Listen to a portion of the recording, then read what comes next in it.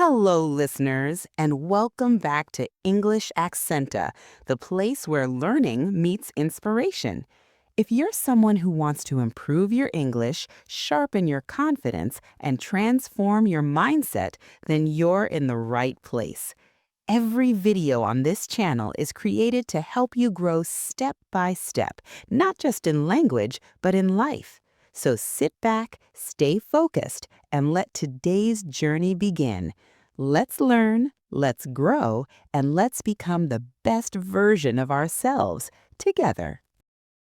He woke to the sound of rain tapping the window like a drum roll for a life he had been postponing. Arjun lay still for a long time, eyes tracing the ceiling's familiar cracks, thinking of all the reasons he had for not changing: the comfort of routine, the fear of failing, the endless list of later that had become a roof over his days. He was 32 and had a habit of measuring his worth in the things he hadn't done yet. The apartment smelled faintly of the instant coffee he drank every morning and the lemon soap he never finished. On the small table by the bed lay 3 notebooks, half-full pages, bullet points of intentions written with the best of intentions and then abandoned. "Start running," one said. "Read more," another. "Learn to say no," the third. The handwriting was hopeful but thin, like a sapling that hadn't been watered in months. Outside, the city moved on. A scooter sputtered, a dog barked, a woman argued in Punjabi. Arjun pulled the blanket over his head and imagined that if he stayed still long enough, the world would rearrange itself to suit him. It didn't. The rain stopped. The apartment remained the same. He got up because he had to, because bills arrived, because the sun climbed the same way whether or not he made a decision. At work, he was competent, but invisible. He managed a small team and a company that made software for people who could not imagine their lives without software. Arjun knew systems and diagrams, could troubleshoot code like a surgeon, and felt most alive solving small logical problems. But lately, the work felt like a hollow ache. He had ideas, good ones, but he never took them past the Notes app on his phone. Meetings blurred into evenings of scrolling. That Saturday, he found himself in a secondhand bookstore because he had read somewhere that new habits could be triggered by new spaces. The store smelled of dust and old paper, and the owner, a woman with silver hair and a laugh like bell chimes, moved like she had memorized every corner. Arjun wandered between shelves until an old paperback fell against his leg. The title was simple: The Practice of Becoming. He brushed dust off the spine and flipped through pages at random until a phrase stopped him. Change begins not with a sudden transformation, but with a disciplined invitation to small things. He bought the book because it felt like a sign, or at least a beginning. On the walk home, the rain resumed, soft and insistent. He read in the doorway, the book balancing on his palm, as if that small act, opening a book, were a key. The first invitation the book offered was to notice. To improve, it suggested, one must first stop running from the truth of the present. Arjun took that advice like a homework assignment. For the next week, he practiced noticing: the way his shoulders tightened when he checked his phone, the time of day his energy dipped, which tasks made his pulse quicken with genuine interest. He wrote the observations in a new notebook. The act of noticing was not dramatic, it was an expanding awareness.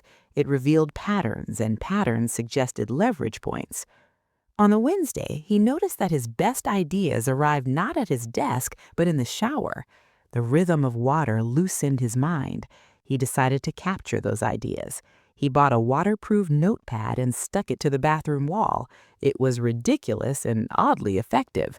The first idea he wrote down, an app feature that anticipated user needs by learning tiny personal rhythms, would later become the seed for a pet project. Nothing grand yet, just curiosity given a place to grow. The second invitation was small wins. The book argued that discipline didn't need to be heroic. Make the habit so small that you cannot refuse it. Arjun chose to start with reading, not 3 chapters a day or a book a week, just 10 pages. 10 pages was laughably small. He thought he'd rebel against it. Instead, he realized that 10 pages stretched into 20, sometimes 30. He learned that momentum was not a thunderbolt, but a patient accumulation. He began to apply the small wins principle elsewhere. He wrote one paragraph a day about a project idea, not the entire product roadmap. He walked for 10 minutes after lunch. He called his mother once a week and asked one real question about her day. The results were subtle but cumulative. His energy rose, his sentences sharpened. The world seemed to offer him options where he had seen walls. A month in, he hit the inevitable slump. Work pressures crested, a bug in the code crashed the system, and his manager sent a terse email that read like a verdict. All the small things felt suddenly useless. He wanted to fold those notebooks into a paper boat and set it adrift down the gutter.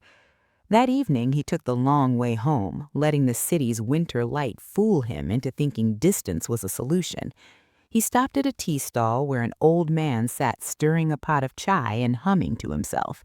The old man's face was carved with 1,000 small decisions. Arjun found himself saying something he hadn't planned to say. "How do you keep going?" The man smiled and said, "I learned the difference between I don't want to and I can't." It sounded simple and heartbreaking at once. When it's I don't want to, I rest. When it's I can't, I learn. He handed Arjun a cup. "You can always do one more small thing." Arjun realized that he'd been translating discomfort into impossibility. Improving himself had turned into a moral grade. If he failed, he was lazy. The old man's words reframed it. Failures were experiments, not indictments. Rest was not surrender. Learning was the bridge. He returned to the notebooks with a gentler hand. He added a new column, rest. If the previous week had been a series of small victories, this one would include a scheduled pause. He learned to sleep more, to eat with intention, to take a day where no productivity was required. The paradox was immediate. Rest increased his capacity to act. Then came the lesson of honest feedback. Arjun had avoided feedback because he confused it with criticism. He feared exposure, showing an idea before it felt polished. But the book and the chai vendor both nudged him in the same direction. Vulnerability was the fastest path to truth. He decided to share one idea, just one paragraph, with a colleague named Mira, who had a quick mind and a reputation for blunt kindness. She read his paragraph, then laughed, delight, not derision. "This has a heart," she said, and then gave him specific notes, questions that exposed assumptions, ideas for iteration, and a name he had never considered for the feature. The feedback stung and burned, and then settled like fertilizer. He rewrote the paragraph, then the prototype, then the small demo. A month later, Mira introduced him to a startup weekend event, an informal gathering where people pitched ideas and built prototypes in 48 hours. Arjun almost said no. He was not the kind of person who pitched, but he had learned to do things that were just one small step. He agreed to go as an observer. Observing felt safe until he saw a seat open at a last-minute team and someone nudged him. He gave a 5-minute explanation of the app feature drafted in the bathroom. The team listened. They liked it. Within hours, they had someone doing front end, someone doing UX, and a coder who promised to have something running by Sunday afternoon. Arjun's heart beat like a new rhythm. Those 48 hours compressed his world. He slept 2 hours and ate 4 cups of coffee, but he also learned how rapid iteration felt, how ideas could be stress tested in public. He watched a prototype fail twice and then succeed enough to make users smile. The team's celebratory cheer felt like reclamation. They didn't win top prize, but they won attention from a mentor who offered to advise them for 3 months. For Arjun, the weekend shifted something fundamental. He was not only capable, he could lead a small part of something. The line between I might and I will try had thinned. Improvement, he discovered, had another layer: identity work. He realized that habits were easier when they matched the story he told himself. If he thought of himself as not a runner, he'd avoid the track. If he thought of himself as someone who reads, he'd pick up a book. His early notebooks had reinforced the old story: I'm the guy who postpones. He needed a new narrative, not grand, but consistent. He began to describe himself as a person who tries. In conversation, he slipped the phrase into sentences. I'm trying to build this feature. I'm trying to read a book a month. It sounded small, yet it began to shape choices. Identity shifted actions, and actions changed perception. People around him noticed. His sister said, "You seem lighter." His manager asked if he'd like to lead a new cross-functional pilot. The world, surprisingly, updated how it treated him. But life, as life does, sent contradictions. His father fell ill. The rhythms of work splintered. Arjun was tested. Could he maintain new habits when everything else was chaotic? The answer was messy. He broke some commitments. He forgot the waterproof notepad after the hospital visit and missed a deadline. A familiar voice, his own, whispered that he'd always been unreliable. This time, instead of surrender, he used his tools. He asked for grace from himself and others. He communicated clearly at work, explaining constraints and asking for help. He scheduled one reliable thing: a 5-minute call to his father every evening. The rest flexed. The small things, those 10 pages, the paragraph, shrunk but didn't vanish. When the storm passed, they regrew. Improving yourself, he realized, was not linear. It resembled gardening more than climbing. There were seasons of growth, seasons of rest, seasons where weeds took over. The key was tending, not perfection. By the second year, the bathroom notepad idea had become something more substantial. The prototype had evolved into a small side project that a handful of users tried and loved. He had learned how to present, to accept criticism productively, and to carve time. He joined a small community of makers, people who met weekly to share progress and give feedback. The community's value was more than practical; it was moral support. It taught him the most underrated rule of improvement: you don't have to do it alone. One evening, as monsoons arrived early, Arjun walked to the riverbank where lights from the city glittered like spilled sugar. He met Mira and the chai vendor. It had become a ritual, friends who had become checkpoints along the way. They sat on the old stone steps, and Arjun told them the story of the rain that morning, the notebooks, the bookstore, the prototype that didn't fail immediately. He spoke in a tone that was not triumphant, but honest. "I'm still scared," he said, "but I'm less afraid of being wrong." Mira handed him a cigarette and didn't bother to light it. Being wrong is cheap, not trying is expensive. They laughed. The phrase lodged in him like a small stone that could sink the weight of hesitation. Years stacked behind him and ahead. He still had mornings of inertia, days that dissolved into email, and nights when doubt spoke loud. But the pattern had changed.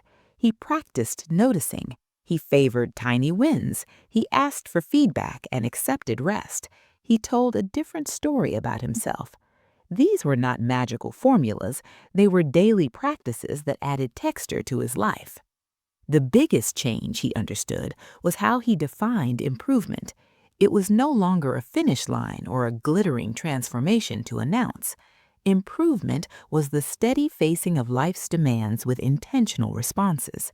It showed up in smaller patience with his sister, in the courage to decline a social invitation when he needed solitude, in the willingness to admit ignorance and ask a question in a meeting. One winter morning, he helped a junior colleague debug time-sensitive code and then stayed after to teach her how to structure tests so the problem wouldn't return. She thanked him with the kind of gratitude that arrives unexpectedly and shifts the world. You weren't like this when you joined. You seem calmer." He thought of the notebooks, the chai vendor, the bookstore, and all the tiny rituals that had accumulated. "I'm trying," he said, smiling, which might as well have been a confession and a promise. What if someone preferred a more practical blueprint than a story? Arjun sometimes wrote down simple steps, even as the narrative of his life unfolded. He kept them tucked in the back of a notebook under the header, "Small Practices That Helped Me Become." They were not commandments, but experiments. Notice. Spend a week tracking your energy, triggers, and small patterns. Start tiny. Make the new habit so small you can't say no.